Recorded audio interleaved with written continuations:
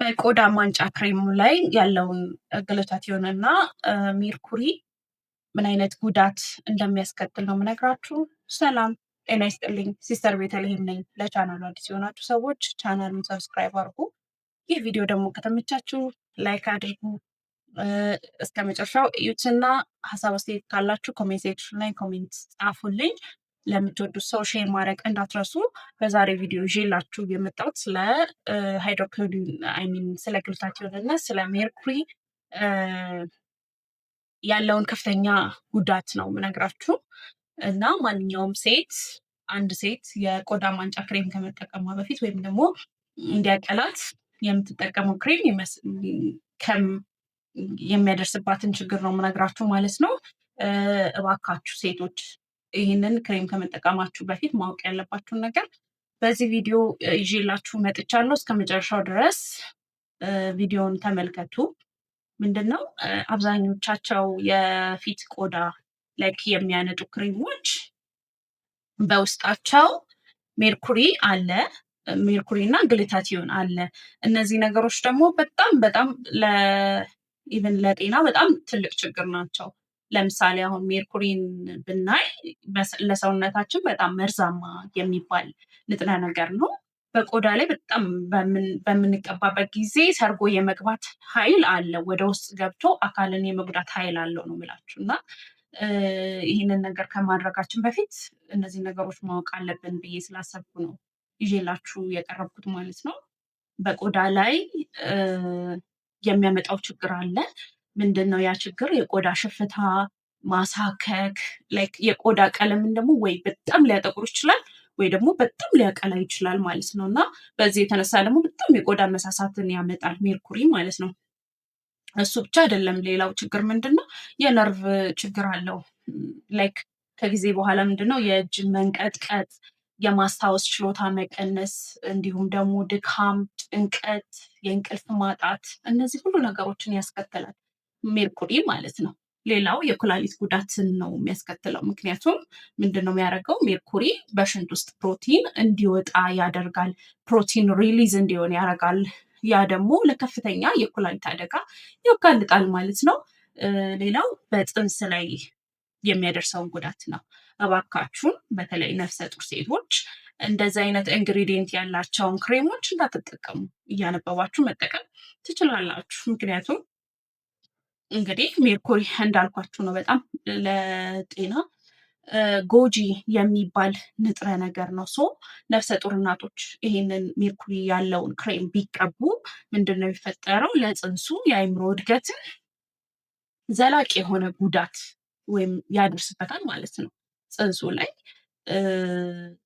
ያላስፈላጊ የሆነ ነገር እንዲከሰት ያደርጋል ማለት ነው። ስለዚህ እነዚህ ነገሮች ሜርኩሪ ብቻውን የሚያመጣው ችግሮች ናቸው ማለት ነው። እነዚህ ነገሮች ሌላው ግሉታቲዮን ነው።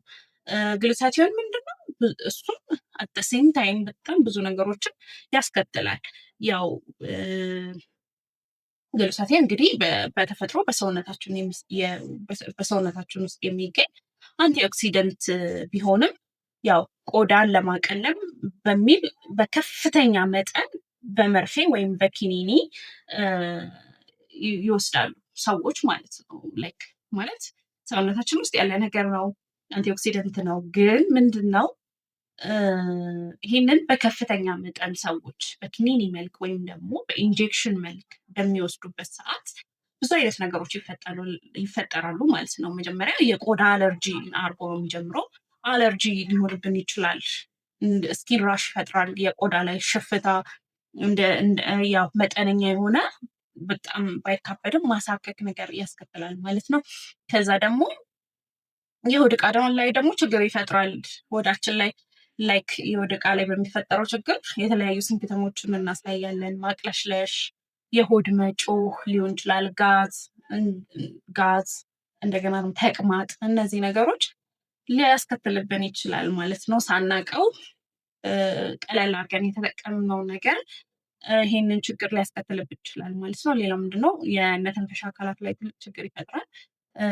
አስም ያላቸው ሰዎች በተለይ ግሉታቲዮንን ሲጠቀሙ ከባድ የሆነ የመተንፈስ ችግር ይገጥማቸዋል ማለት ነው። ስለዚህ እንደዚህ አይነት ሰዎች ከዚህ ነገር ሊቆጠቡ ይገባል። ሌላው በጣም ሲቪር የሆነ ደረጃ ማለት ከባድ ጉዳት የምንለው ምንድነው? በመርፌ ሲወሰድ ነው። ምክንያቱም ዳይሬክትሊ ነው ቶሎ የሚዋሃደው ከደማችን ጋር ማለት ነው። ሶ ምንድነው ቶታሊ የኩላሊት ስራ ማቆም ሊገጥመን ይችላል ማለት ነው። ላይ ሬናል ፌለር የምንለው ሊከሰትብን ይችላል። ይሄ ደግሞ በጣም ከባድ ነገር ነው ማለት ነው። ሌላው ለህይወታችን አስጊ የሆነ የቆዳ አለርጂ በእንግሊዝኛው አጠራሩ ወይም በሜዲካል እንትኑ ስቴቨን ሲንድረም የምንለው ማለት ነው። ስቴቨን ጆንሰን ሲንድረም የምንለውን ነገር ያስከትልብናል ማለት ነው። ስለዚህ እነዚህ ነገሮች በጣም ማየት አለብን። ምክንያቱም አሁን ላይ በጣም በማርኬቲንጉ በጣም እየተስፋፋ ያለ ነገር ነው። ምክንያቱም ቆዳን የሚያቀሉ ክሬሞች፣ ብራይት የሚያደርጉ ክሬሞች እየተባለ በተለያዩ ማርኬት ፕሌሶች ይሸጣል። እና አብዛኞቻችን ሰዎች ደግሞ በስፔሻሊ ሴቶች ይሄንን ነገር እንጠቀማለን እና የጎንዮሽ ጉዳቱን ምንም አይነት ነገር አናስተውልም። በምንም አይነት መልኩ ሳናስተውል ነው የምንገዛው። ስለዚህ ያው በግልጽ ላይጻፍ ይችላል። የተለያዩ ክሬሞች ላይ በግልጽ ላይጻፍ ይችላል። ስለዚህ እነዚህ ነገሮች ኢንዲቴልስ ማየት ያስፈልጋል ማለት ነው። እና ከነዚህ ምርቶች ልንቆጠብ ይገባል። ምክንያቱም ከላይ የዘረዘርኩላችሁ በጣም በጣም ለጤና አስጊ የሆኑ ነገሮች ትልቅ አደጋ ውስጥ ይጥሉናል ማለት ነው። በተለይ ነፍሰ ጡር ከሆንን እንደገና ደግሞ ሌላ ክሮኒክ የሆነ ችግር ካለብን በተለይ ኢንጀክሽኖቹን ባንጠቀም እና ማንኛውንም ነገር ደግሞ እነዚህ ነገሮች ከመጠቀማችን በፊት ደርማቶሎጂስቶችን ማማከር አለብን። ምክንያቱም የቆዳ ሐኪሞች ለእኛ ቆዳ ታይፕ የሚሆነውን እና ከኛ ስታትስ ጋር ከኛ ሁኔታ ጋር የሚሄደውን ከኛ ሴናሪዮ ጋር የሚሄደውን ነገር ስለሚያውቁ ደርማቶሎጂስቶች የሚያዙልንን ነገር መጠቀም ይቻላል ማለት ነው። ስለዚህ ከማርኬት ፕሌሱ ዝም ብለን ስላገኘን ብቻ እየገዛን ፊታችን ላይ መቀባት የለብንም፣ ሰውነታችን ላይ መቀባት የለብንም። ተጠንቅቀን መሆን አለበት ማለት ነው።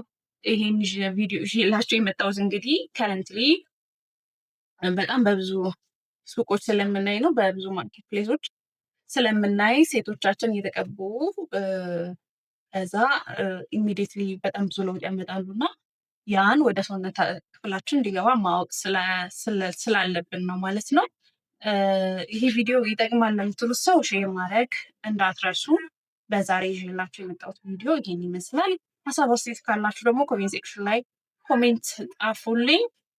ቸር